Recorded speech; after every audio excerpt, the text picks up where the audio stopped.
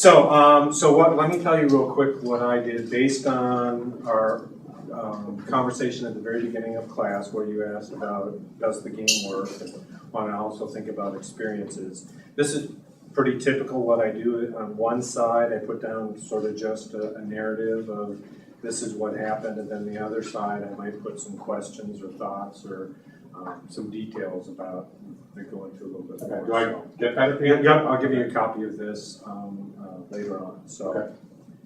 so Should I be taking notes or anything? that's completely up to you. I think it's always a good idea if you write something down, but it's not necessary. Remember, at the end, you do need to do a reflection on this. So it's certainly good. You don't take any notes about kind of what we talked about? Pardon me? You don't take notes about what we talked about? Oh, I do. I do. What do you mean? Like what we talked about now? Yes. I'll take some notes. Do I get a copy of those? Yeah. You'll get Oh, okay. those as well. You asked about does the game work? So there were a couple things as we were walking around. So on the bigger picture of does the game work, I was wondering if you considered when you did the demonstration of doing a setup of the game. You know what I mean? So did you consider maybe having cards already set up to make something work the way that you wanted them to, as opposed to just kind of leave it to happenstance? Because then you could make sure that some of the choices were there. Right, so as opposed to, I mean, it's nice that you're talking about the whole role of randomization and things like that, but to be able to kind of set up the game ahead of time for the example that you want. Did you consider that, or? I didn't so much. When I was making the game, it seemed like interesting situations came up enough that I didn't worry about kind of having to stage one. Mm-hmm. You know that because there's almost always one of the two of us will have some multiply by negative, have some addition or subtraction. But I think as I see the game played more, maybe I'll have some ideas about what makes a good early introduction to the game. And that'd be kind of nice. So I'd like to come back to that complex issue. So one of the things that's important during this is the gathering of evidence, and even you talked about it. So there were a couple times early on. One was as they were discussing possible problems with this, and then later after you read the rules, what did you hear as you were walking around? Well, I love doing that. I love being able to overhear conversations. So a lot of times, I'll start out, I'll ask a question, and then ask them to discuss, like in a group or with their partner. In this one, they were really hitting, as teachers, kind of some of the issues that I thought, and especially this tension between bigger and greater than. Right? So we even had an assessment earlier where they were ranking slopes where that came up. So if it hadn't come up, I could have maybe made a connection back to that. But I heard several groups talking about it. So this kind of idea of magnitude, Right. that students might focus on that as opposed to the negative or the positive. I noticed the same thing, and that was the same data that I was getting. How about also as they were reading the rules, did you hear any sort of common things that were? Yeah, so the rules are pretty raw, right? Because I was coming up with this so close to what the lesson was. So I think they could be streamlined a bit. I'm okay with giving it to pre-service teachers when they're a little confused, just because I know when I get instructions for activities, they're not always the cleanest. So them having to make some sense of it, I'm okay with. I think I'd want to clean up the instructions, especially based on what they were saying. They were having to kind of debate things going through. So before I gave it to high school students, I would clean it up a little bit. In the example game, I would probably spell out with something that looked a little more like cards, kind of like show them being played or something. Now, one of the nice comments that I heard was this idea of it's like war. I mean, would that be a fair way to? Yeah, that was in my head, right? So that's a nice thing to bring up.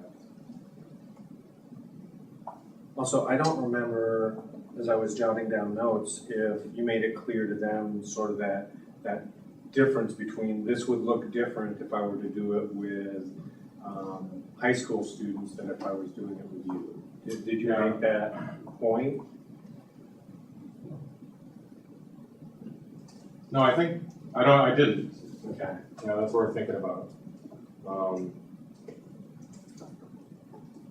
Because, I'm trying to model it kind of the way they might model it with high school students. Right, that's what I was wondering, and I heard at least one person talk about using it with their students, and I think that it sounds like if you've got this difference, because this would look different if I was doing it with high school students, it might be helpful for them to know that. Especially for the handout. And as I get, like I said, the game's pretty new. So when I do clean it up, I'll make those available for them. So one of the things that you talked about after I asked about the setup was this idea that it was complex. And that was also some of the feedback that I got from some of my colleagues was the complexity of it. Have you considered thinking about simplifying it in some ways? Well, one of the suggestions was maybe just focusing on an addition aspect as opposed to just the multiplication aspect. Now, there was some disagreement about that. Someone else said, well, that gets at a completely different objective. I think that as I start thinking about the interaction of inequalities with operations, somehow it's that jumble that they need more experiences with. Because when they're thinking about it really instrumentally, it's like this rule about when does it change the sign, when doesn't it change the sign. If I add a negative, does that change the signs or not? Right, so what I'm hoping at, if we'd had more time to look at what operations changed inequality, out of addition and multiplication, the only time they played a card that kind of changes the inequality is when they're doing that multiplied by negative. Right? And if we'd had more time, we could talk about, well, we didn't do subtraction and division. What do they think? I guess that was the simplification. When I first started out with the game, I was thinking about trying to get all 4 operations in somehow. Okay. And then I decided it was probably more important to have the sign numbers and then to couch things just in terms of addition and multiplication. And then some of the complexity probably comes from the fact that there's like choices. So I could make the game so they were just flipping cards off the top to see what happened. Right? If they flip the card off the top on their turn, everybody gets that effect. Then they're not having, it's a much less complex game. But taking the strategy out of it, to me, gives kind of less thinking for the students who are already comfortable with the operations. So that's interesting. So you're talking 2 things there, right? You're talking about your objective, which is understand that nature, but then you're also interested in the strategy as well. Right. Okay, and I heard a lot of that. A lot of people were strategizing, which I think is interesting. Mm-hmm. But I wonder if the strategy, it would be something to gather some data about. Is the strategy interfering with their objective? Do you see what I'm saying with that? Mm-hmm. So tell me what I'm saying.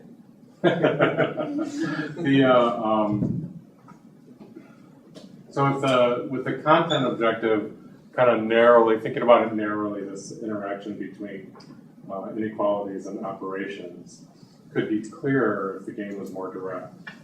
But that would hurt the quality of the game.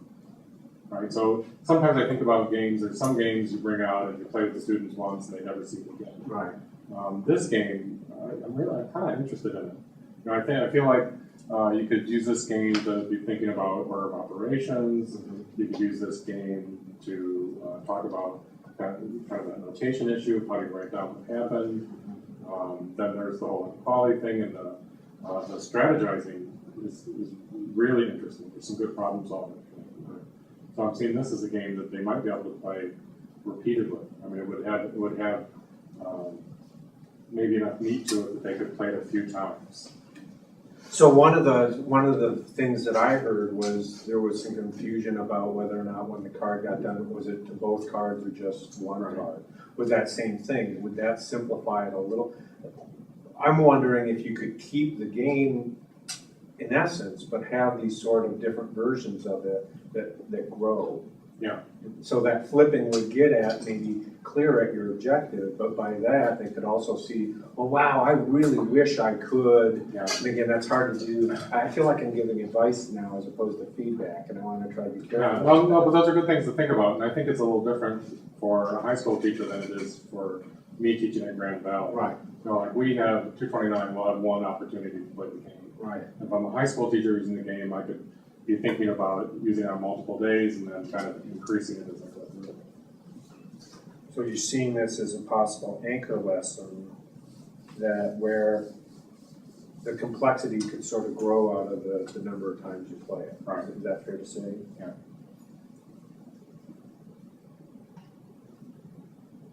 So I'm wondering, you've had a chance now to do, what would you do differently next time?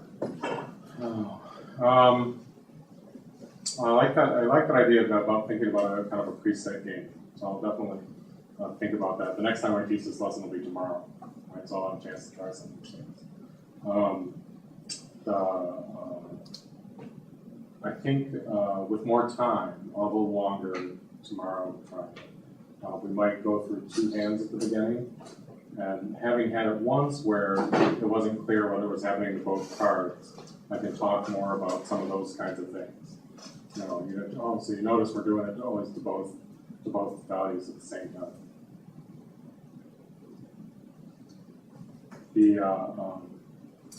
So one of the things I noticed was that at that point in time, there was, I would even hesitate to call it a classroom management issue, but it was just the sense of everybody, we want to call this, and you decided you'd call on somebody who was sitting quietly with their hand raised. I mean, is there... I use that, I go into the schools a lot, and I use that kind of as a mini classroom management technique, right? Because a lot of times it's interesting, it'll turn the students who are most into the totally, because they really want you to call them in. So there's that sense that what you're also doing is modeling. A little bit of how I use games in the rest of those games. All right. So what else? So you talked about a preset game, maybe with more time you played a couple times. Mm-hmm. We'll play at least 2 hands kind of together at the 2 beginning. games at the beginning. I look forward to having this discussion about the strategies. That usually brings out some neat things. And even if the first question doesn't bring out about the operation, kind of the strategies, I'm thinking will have a chance to get at the effect of the operations on the cards, right? Because of that idea of kind of what switches the sign, and keeping one of those cards to the end. One of the students asked a great question about why have an extra card left at the end. I think that's a good question for me to ask future pre-service teachers that I play the game with. Well, that looks like the time. Is there anything else that you want? Did you tell me what you were thinking about in terms of changing it? I did. I think that for me, I think a good example, there's 2 pieces here.